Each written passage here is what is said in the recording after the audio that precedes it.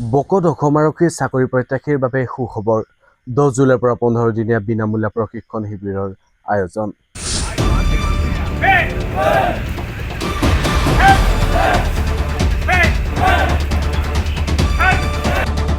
অসম আৰক্ষীত যোগদান কৰাৰ সপোন দেখা যুৱক যুৱতীসকলৰ বাবে আহিছে এক অতি ভাল খবৰ।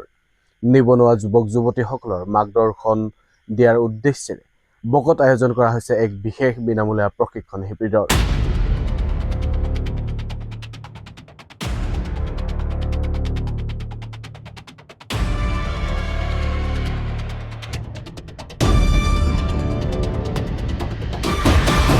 অসম আৰক্ষীত নিযুক্তি বিচৰা প্ৰাৰ্থীসকলৰ সুবিধাৰ্থে দক্ষিণ পশ্চিম কামৰূপ ছাত্ৰ সন্থাই গ্ৰহণ কৰিছে এক আদৰণীয় পদক্ষেপ। অহা 10 জুলাইৰ পৰা বকত আৰম্ভ হ'ব 15 দিনীয়া এক বিনামূলীয়া পাঠদান আৰু শাৰীৰিক প্ৰশিক্ষণ কাৰ্যসূচী।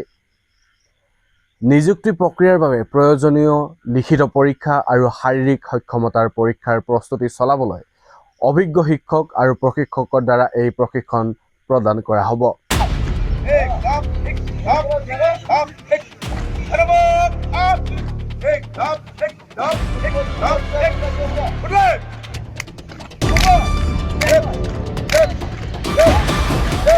এই গুৰুত্বপূৰ্ণ প্ৰশিক্ষণ শিবিৰটো বকৰ PM শ্ৰী বক উচ্চতৰ মাধ্যমিক বিদ্যালয়ত অনুষ্ঠিত হ'ব।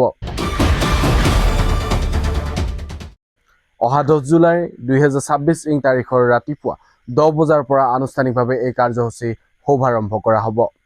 দক্ষিণ পশ্চিম কামৰূপ ছাত্ৰ সন্থাৰ এই প্ৰয়াসক অঞ্চলটোৰ শিক্ষা অনুৰাগী আৰু স্থানীয় ৰাইজে ভূয়সী প্ৰশংসা কৰিছে আৰু ইয়াৰ জৰিয়তে বহু নিবনুৱা উপকৃত হ'ব বুলি আশা প্ৰকাশ কৰা হৈছে। অসম আৰক্ষীৰ অংশ হ'বলৈ বিচৰা বক আৰু ইয়াৰ পাৰ্শ্বৱৰ্তী অঞ্চলৰ যুৱক যুৱতীসকলৰ বাবে এয়া এক সোণোৱালী সুযোগ। দক্ষিণ পশ্চিম কামৰূপ ছাত্ৰ সন্থাৰ এই পদক্ষেপে নিশ্চিতভাৱে প্ৰাৰ্থীসকলৰ আত্মবিশ্বাস বৃদ্ধি কৰিব। সকলোকে নমস্কাৰ জনাইছোঁ। দক্ষিণ পশ্চিম কামৰূপ ছাত্ৰ সন্থাই প্ৰতি বছৰে গ্ৰীষ্মকালীন বন্ধত পাঠদান কাৰ্যসূচী হাতত লৈ আহিছে।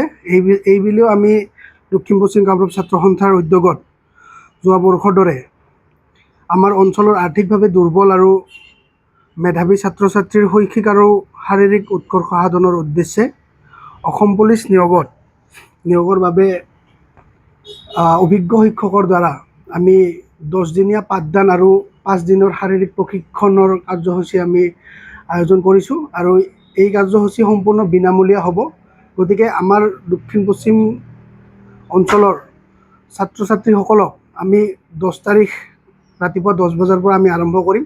10 তাৰিখৰ পৰা সমূহ ছাত্ৰ ছাত্ৰীক আমাৰ বকস্থিত উচ্চতৰ মাধ্যমিক বিদ্যালয় PM শ্ৰী উচ্চতৰ মাধ্যমিক বিদ্যালয়ত আমাৰ পাঠদান দিয়া হ'ব। গতিকে সমূহ ছাত্ৰ ছাত্ৰীক আহিবৰ বাবে আমি বিনম্ৰতাৰে অনুৰোধ জনাইছোঁ। সমূহ ছাত্ৰ ছাত্ৰীক এই কাৰ্যসূচীত অংশগ্ৰহণ কৰিবৰ বাবে অনুৰোধ জনাইছোঁ, যিহেতু কাৰ্যসূচীটো সম্পূৰ্ণ বিনামূলীয়া হ'ব আৰু মই ভাবোঁ ইয়াৰ পৰা তেওঁলোকে উৎকৰ্ষিত হ'ব।